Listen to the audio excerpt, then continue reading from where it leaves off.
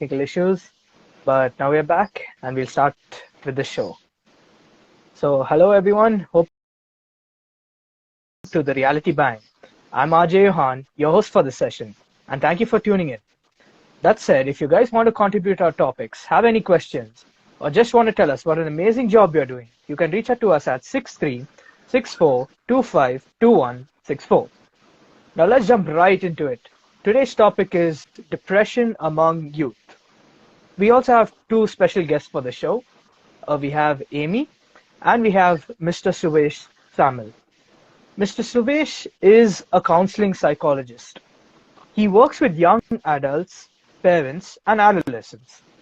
He specialized marriage and family therapy. He works in St. Joseph's Boys High School and also has a private practice. He is passionate about helping people become their best selves and at peace with themselves and society. He's also a musician and writes his own songs. His faith in God keeps him hopeful and is most importantly his identity. It's a pleasure to have both of you on the show. Now, for this edition of the Reality Bang, Amy and I will be asking Mr. Suvish a few questions, and these questions were sent in by viewers of the show. So the very first question is, how can people fight against depression? All right. I'm happy to be here, and I hope you all can hear me loud and clear. Yohann, can you give me like a thumbs up? Yeah. Yeah, I can hear you loud and clear. All right. So, yeah, how do people fight depression? Is that the question? Yeah, how do people fight depression? All right. So I think it's a vast topic, and in order to specifically, subjectively share for each individual, it's going to take a long time, right? Yeah. So I can probably share tips, and I don't want to minimize the impact of depression in each one's life.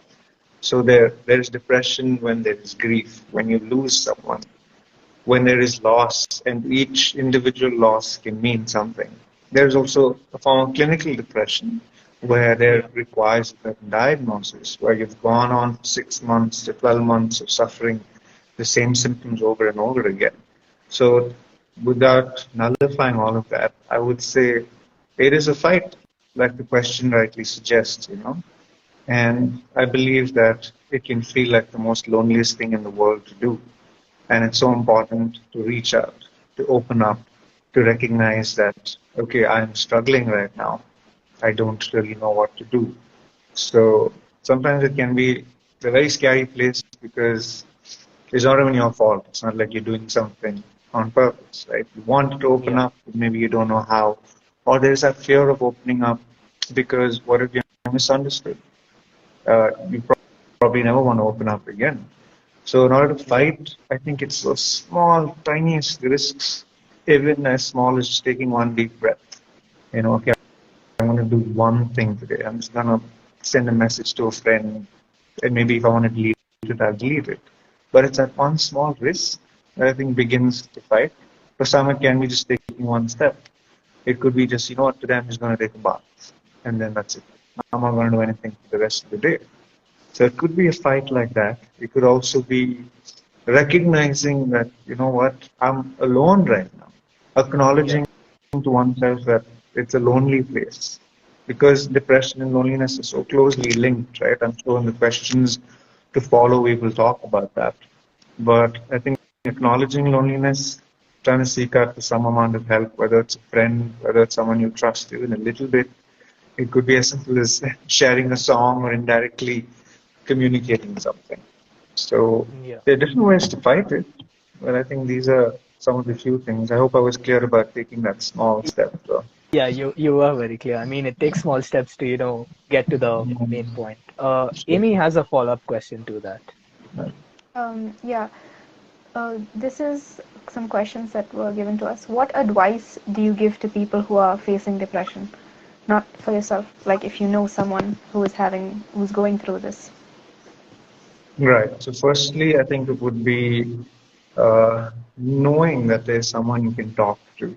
It could be someone professionally trained, preferably an adult, But at the same time, some people may not want to seek that professional help because they're scared of being vulnerable. So, like I said, maybe to even open up a little bit to a friend, to a family member whom you can trust, right? Sometimes you want to feel like you can relate to someone. So it can even be someone you connect with, someone you vibe with. Um, Worst case scenario, supposing you don't want to open up to anyone, writing down because you don't know what thoughts are in your mind. But when you kind of put it down there, okay, I feel like harming myself. I feel like not getting out of bed today. I feel like just indulging in desserts. I feel like no one cares about me. I feel like I will not be accepted. And when you put those thoughts out there, it's going to hit you real hard. But it's also going to help you release that burden that it's no more in my head anymore. It's real, it's out there, and maybe someone is bouncing it back off of me. Could be a friend, like I said, could be a book that you're writing in. And more often than not, I think talking to a therapist, since this talk is for youth, someone in school you can trust. Right? Yeah. Sadly, I've heard many stories where children have opened up to their school counselors and they've gone and shared this with their parents. So kids are scared to go talk to their school counselor. So I would say even check and see if you have a good vibe with your counselor, right? Yeah. Me being a school counselor saying that has to say something, right? But it's sad that I've heard this happen a lot of times. So find a safe space for you, whether it's school, whether it's your class teacher, whether it's someone you feel safe with. So this is a little bit of the advice I would probably share with someone to go out there and get help. You the other thing I was mentioning is also self-awareness, because more often than not, sometimes you're just going with emotions where you don't realize what is happening, like how intense you're actually feeling. And another advice would be is to tell that person that it's okay that you're feeling numb right now. Like you may not feel anything at all. Like you may require some amount of love and care from someone, but even if someone is, affectionate, showing you love through a hug, through spending time, or through words, that person may not feel anything, and that scares them. But telling them that it's okay, it's going to be like this for some time, and just being with that person and saying, "All right, don't give up. Just stick around here for a little while." Yeah. So having that awareness, I think, really helps. So I'm sure there's more advice to talk about. Yeah, for sure. Now, this question was sent by a viewer. Okay. Um, I'm just going to give it to you in a first person perspective. Now, Sure. the person says, I do not know what to do to get married. So stressed. I do not know how to get a good person in my life. I do not know how to cook as well. How to keep my composure and not fall into depression. Right. And I like how genuine and honest that is. But if you notice, you see, loneliness plays a huge part in that. Yeah, Like wanting to find intimacy is important. And perhaps in this stage of life, we all go through something called intimacy versus isolation. So when yeah, it comes to the youth, they fail to recognize that it's an important need now to share something more than you can share with a friend or with a parent. So yeah, that form of intimacy can only come when you're married to someone or when you're in that companion form of love. Right? You can't obviously express that with everyone. But this stage is very confusing because it's like a pendulum. Because if you're feeling extremely lonely in that phase of isolation, what happens is you swing back like a pendulum from feeling lonely to wanting to feel only intimate with one person. So the balance is so off that I will push away friends, family, and everyone just to find that one person, right? And when I do, or someone manages to get married or whatever, and they feel that sense of intimacy, they now lost their complete identity in that one person. So they swing back yeah, all the way from feeling intimate with one person to again going back to feel complete isolation. And more often than not, they may be with that person, but they don't know who they are. So they feel lonely even if someone is with them. yeah, So it's a very legit question like, okay, I'm not able to get married. I'm in this extreme of isolation. But what we fail to realize is balancing that out. Like fall in love with yourself too. Have a little bit of that identity. But also try and distribute a little bit of your intimacy with your friends, with your family, with a hobby. It can be even expressing your love through writing. Could be through music, could be through a form of art, could be through dancing, could be through helping other people, like working with children I found is very satisfying.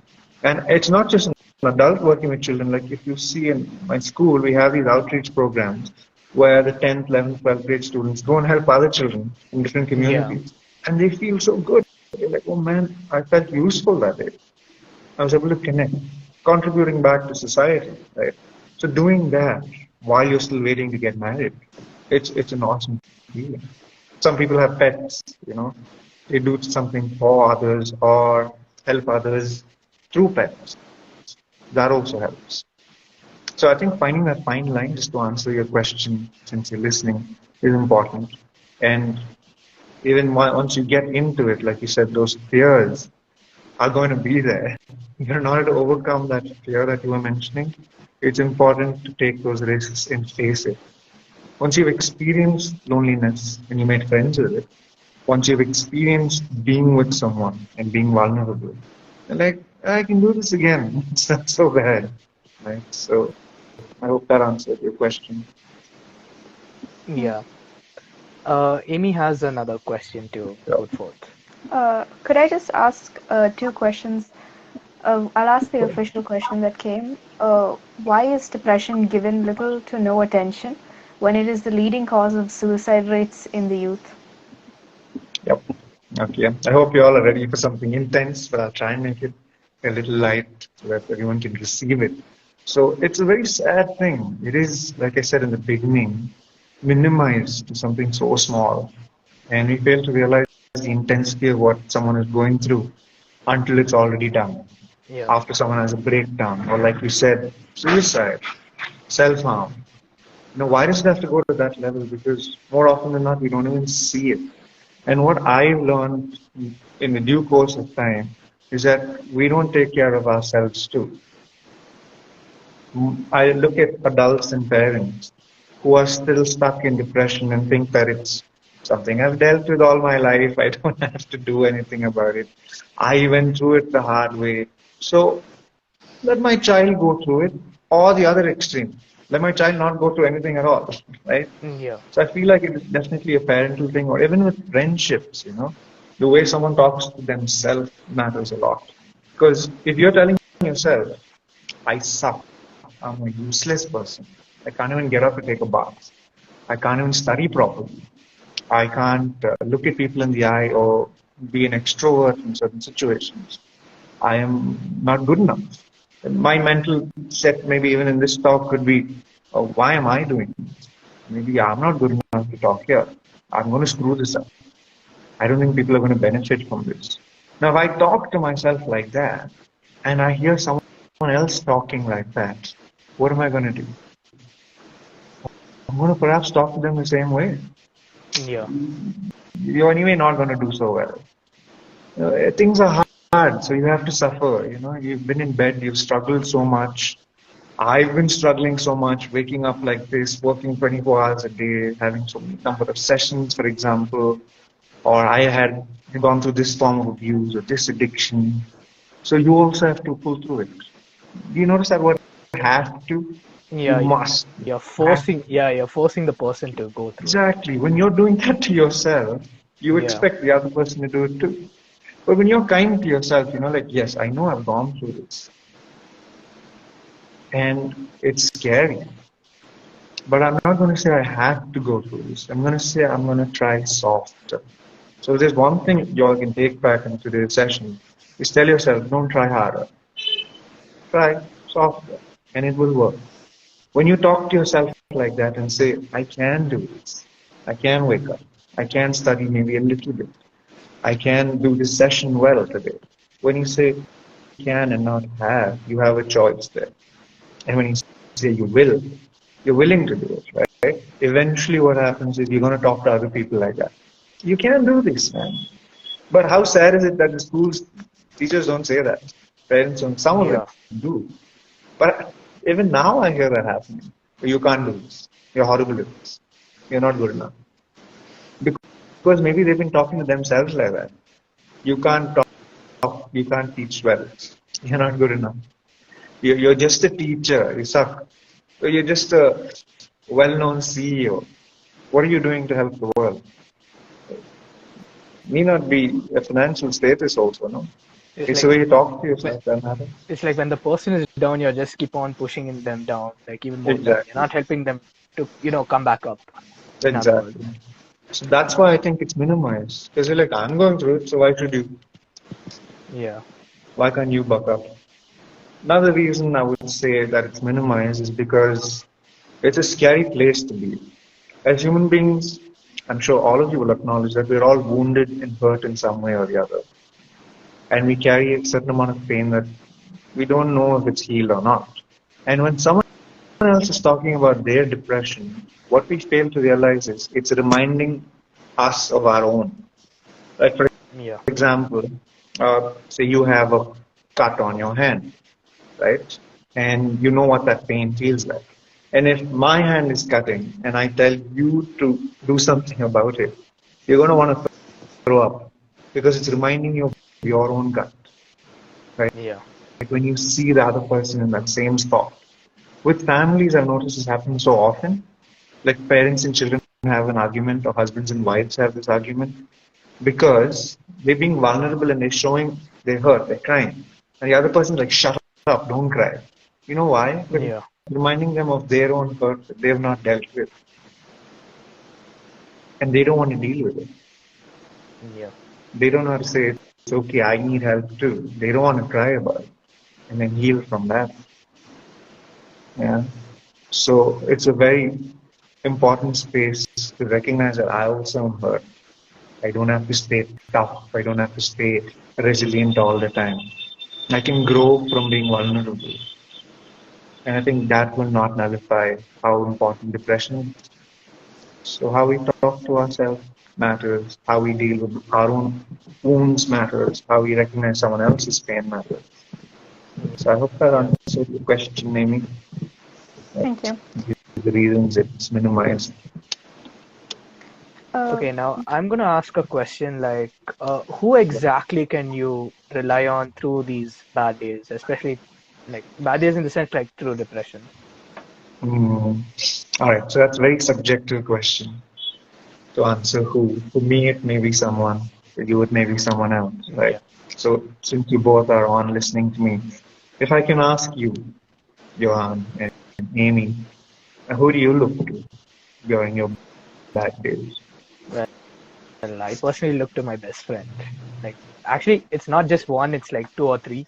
Like they're That's my good. brothers. So yeah, I just look Yeah, to them. Any problem I have, I just tell them, and we find a solution altogether. So there you like go. What the about you, Amy?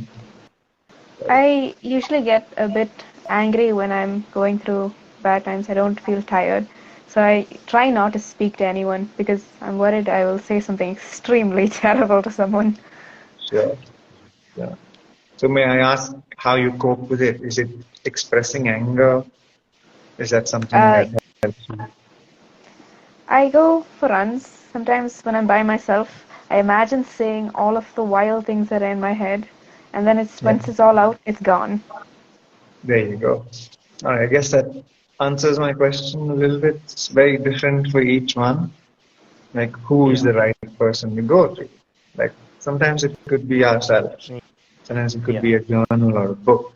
For me, personally, it's always been the person who created me.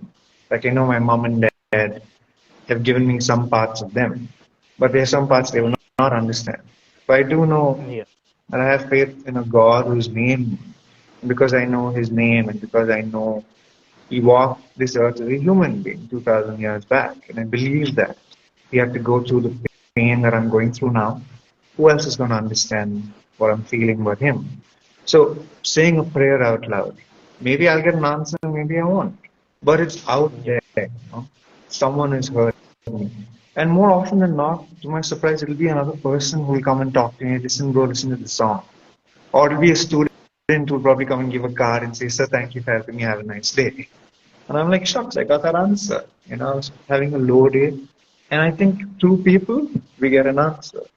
So basically, it's putting your words out to someone. For you, it's your best friend.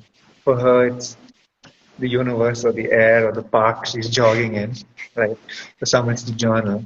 For me, it's God. It's my best friend Abhishek, I think, who's still here. Like I remember at a certain point when I was a young guy, he kind of made me uh, express what I couldn't, Like, listen, man, like I'm also in the same boat. I've been through this. And just for some light humor, like I promised, we would drive in his car, the Ford Icon, which was called the Josh machine. And that was the only time I could feel some Josh, right? Yeah. Because he would open up and he would laugh at the stupidest things possible. And I can't not laugh because it's so stupid that you have to laugh, right? And that helped because I'm like, this guy's gone through this depression himself and he's laughing. So I'm going to be okay too then if he's laughing, right? So just going for a Yeah. drive with a friend, just talking to each other. I'm sure if he gets a chance to share, he'll tell you. Just talking to each other in the car, having that quality time really matters. Sometimes you may not feel like it, but just go sitting on park, sit on a bench, turn off your phone, and just look at each other. Sometimes that itself is healing. Yeah. Speaking about So, the car, that actually brought up like one of yeah, fond memory which I still hold dear. So after I got my bike, like one of my best friends, he was going through depression, and the same thing like I had gone through like the following year. So when we had gone on these certain bike rides, we used to go like a good amount of speed, and like we used to laugh at the most random things we saw on the there you road. go. Like Yeah, even birds flying, we used to like make jokes about that and everything. And that eventually helped him. And right now he's doing really well. I'm really proud of his entire change, and it's really good. nice. I'm really proud of him right now. Nice. I think he's still on the show. I think he's still watching. That's awesome. There you go. So it's Yeah, these small things, right? Even what yeah, FEBA has initiated. At some point, it could help someone open up something, right? exactly. Just putting out Yeah, a little love and a little emotion into the world definitely yeah. helps. Thanks for sharing that, It, man. yeah, that anytime. Amy has another follow-up question. Yeah. Yeah, this is more like current news-wise. What efforts are underway to improve the treatment of depression? Hmm. Are you saying what efforts people taking, society is taking, or what efforts do we need to take to treat depression? To be honest, I had this is the question, but I also had one question about this. Um, so when we say what we should do to combat it, a lot of the times people will think about medication, and there's a lot of bad stigma against that, and Sure. also the counseling. Some people don't even want to do that because people will look at you a bit strange for that. So in that regard, like, what are the levels? What treatments are there? How All do you right. So combat let's it get clinically? right. Yeah. So let's get a little technical for a bit and see what we can do. So I was surprised, in fact, while I was studying about depression and what our country has done. It's fascinating that it's there in the Constitution. It's a law. It's put out there. Details can be shared maybe through FEBA later. Back in 1950, that mental health is an important facet that people need to know about this. Families need this. The word depression was expressed so explicitly. And I feel like it's out there. But I also believe that it's individual responsibility and knowledge that's important, right? Yeah, So it could be a class teacher in a class. It could be a friend. It could be a platform like this. It could be just simply going and learning about it that really helps. It could be taking a risk and going for one counseling session, right? But it's all these small little things that definitely add up. But to answer your question more technically, trained professionals are very important. There are a few, but there are budding people who can be trusted. So there are three categories: counseling psychologist, the clinical psychologist, and a psychiatrist. Right? Just to add a little bit, there's also neuro, which is not purely psychiatry. But starting with a counseling psychologist, they have to be trained in a field and have their masters, and they specialize in certain fields. So they can provide therapy, help, support, and things like that. A clinical psychologist will help diagnose, like Amy said, like how do I know what it is? The counselor will know a little bit, but a clinical psychologist will be able to identify, okay, this is the kind of depression exactly. So, for example, it could be mood disorder, which has depressive and manic episodes. When it comes to bipolar, there can be depression in any form. Sometimes it could be grief, where you need therapy more than medication, right? Yeah. Some people, depending on the severity, they might need medical help as well, right? And there's nothing to be ashamed of, medicine and medical help. Sometimes it works alongside. Sometimes we need to also identify that we're not using medication as a crutch because that can put you in a helpless cycle. Supposing you're not going for therapy and you're not doing anything in your day-to-day life, then you're always going to look to medication, right? So I feel like Yeah. all three people need to work together to figure it out. So there is a fine line there.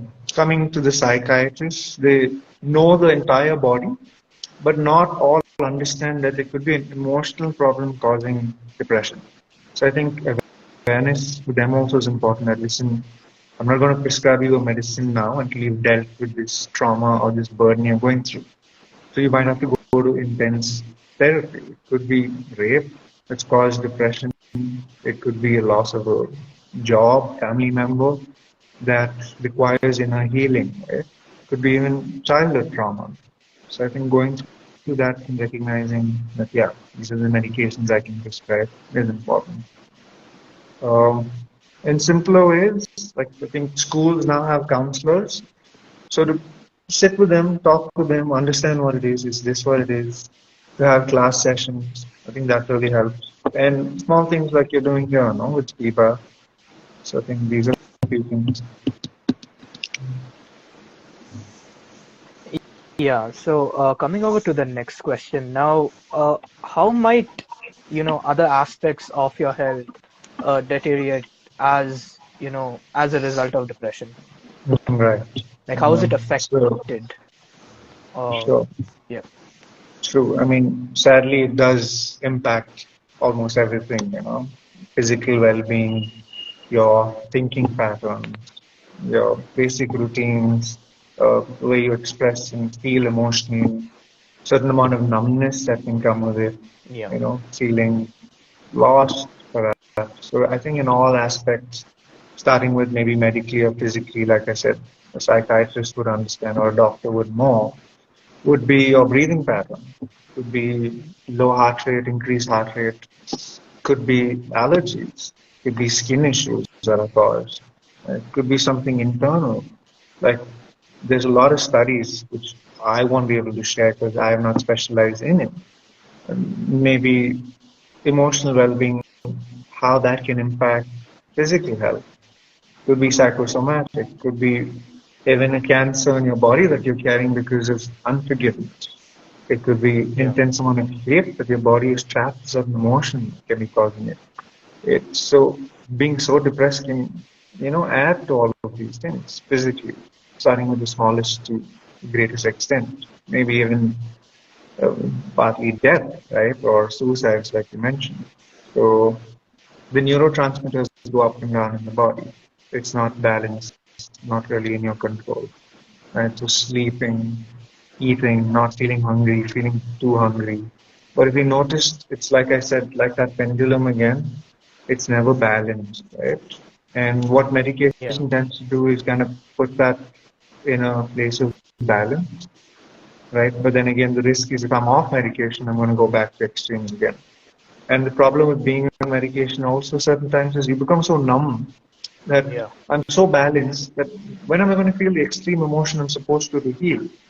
Maybe I need to be extremely angry or extremely sad. When am I going to burst out and cry if I'm on medication?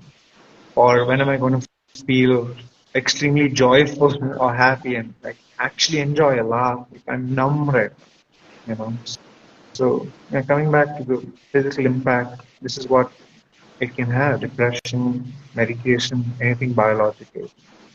Coming to an emotional effect, I feel like obviously you can be extremely angry for no reason.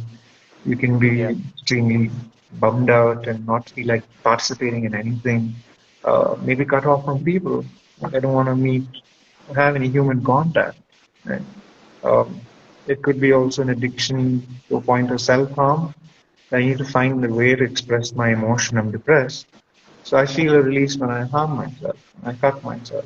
And these are some things that are uncommon that we hear of, but it can be even small things like, I don't know, peeling my skin off that depression or even anxiety can cause. It could be self-harm to a point of not eating one meal. That's also harming yourself, or it could be exercising too much to a point where your body doesn't want it. This can be the physical aspect of it as well.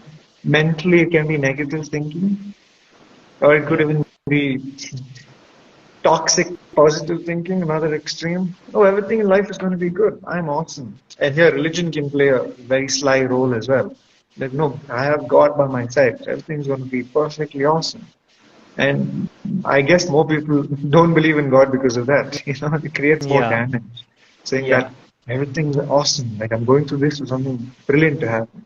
Sometimes you just need to acknowledge that it sucks. It's horrible, right? You're going through it. Exactly. It's painful. And you don't have to bring in toxic positivity.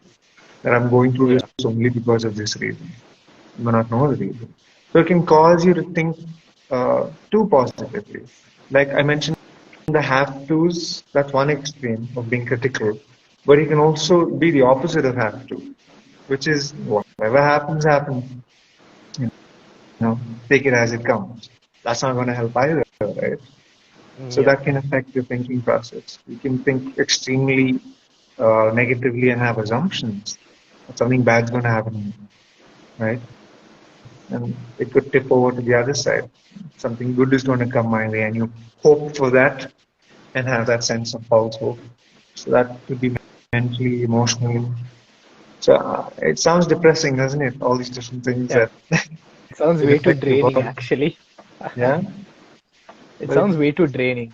there Like, it you puts a go. lot of stress on your body as well. There you go. So it is Yeah. important to have something that you recharge on a day-to-day basis. Yeah.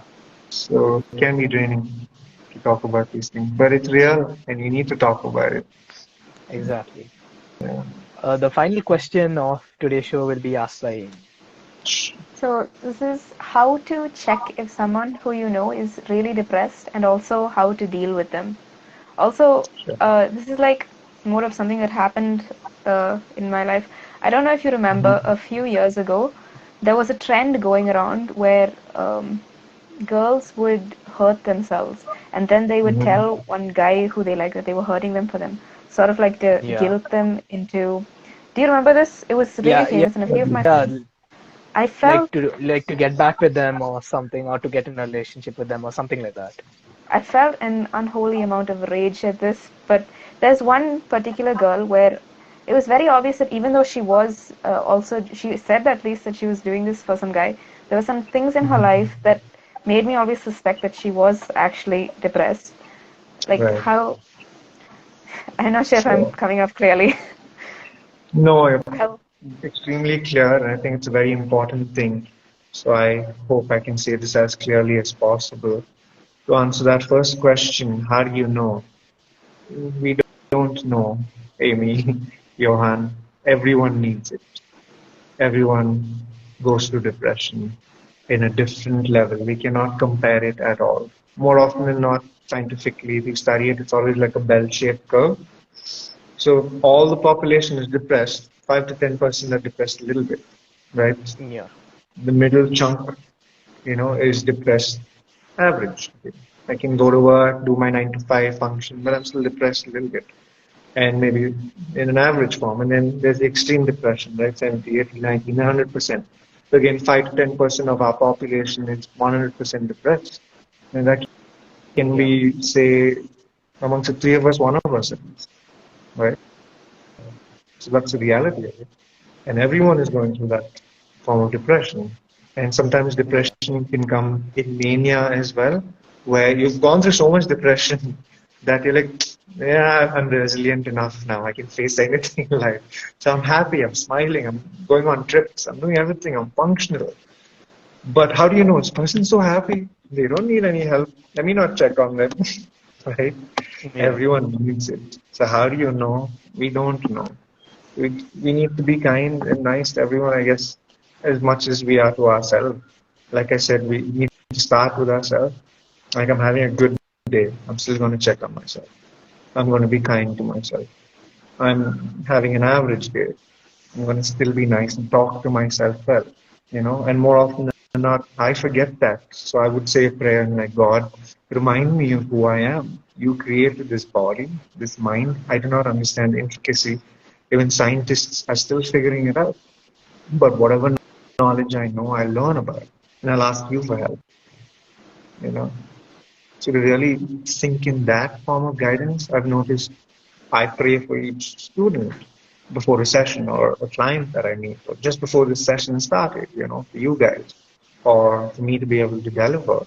So just that small word of prayer, and I think will help you identify, okay, listen, I know you're mad today, but don't be mean to your friend. I know you don't like that one person in your class or that boss of yours, but there's something that within you will tell you, you can smile at this person. I know you hate them. Right? There's been so many times where didn't have an opportunity to counsel my school children because their teachers wanted them to sit in class. And I knew that about 15 out of the 30 of them were going through depression. And all I had to do was just walk past that class and smile at that teacher who wasn't letting them come. But believe it or not, because of that prayer, I started doing something I never did before. I couldn't say bye to these students. So I wrote down a letter and I put a gift inside of that letter and I gave it to each one of them.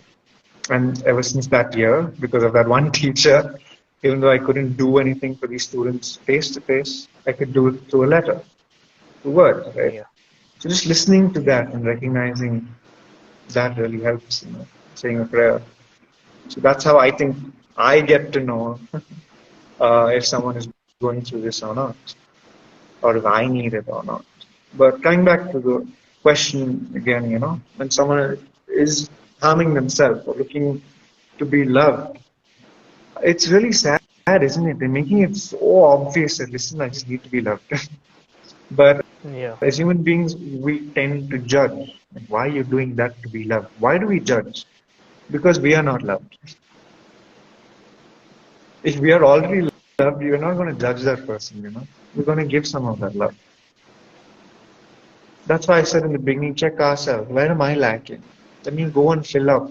If I'm judging someone who's cutting themselves, or if I'm judging someone who's seeking for what the world may say for attention, why is it bothering me so much?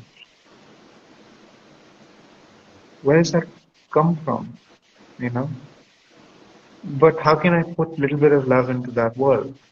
Okay, perhaps that person might get dependent on me if I do, which is another fine line, right? Supposing you give them the amount of love, you need to also learn to respect yourself.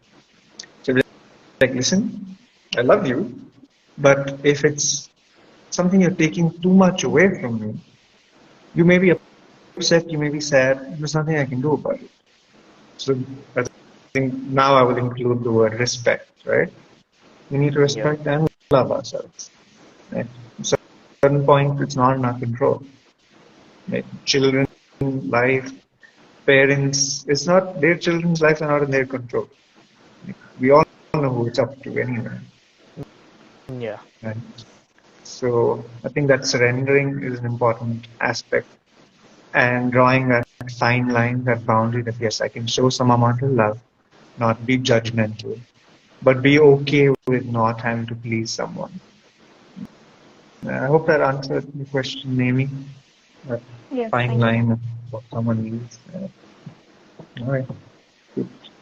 Yeah. Thank you so much, sir, for, providing your valuable input and your advice. That was a really well done session. Now, that officially brings us to the end of today's show. Thank you, Amy and Mr. Suvish, for joining the show. It was indeed a pleasure to have you on the show. You're And welcome. remember, guys, we air on Mondays at 4:30 p.m. That said, for the next session as well, we'll have Mr. Suvesh here to answer a few questions. So do send in your questions to 6364252164. And a huge thank you to our listeners for joining today's show. And I'm RJ Yohann. And most of all, stay safe. There's a storm coming, for another 2 or 4 days. So just stay safe, don't go out too much. And if you're out, just make sure you, get cover as well. And now this is the end of the show for Reality Bank. This is RJ Yohann, and hope you have an amazing week. And I'll see you next Monday. Thank you. Thank you. Sending you all some love. God bless you all too.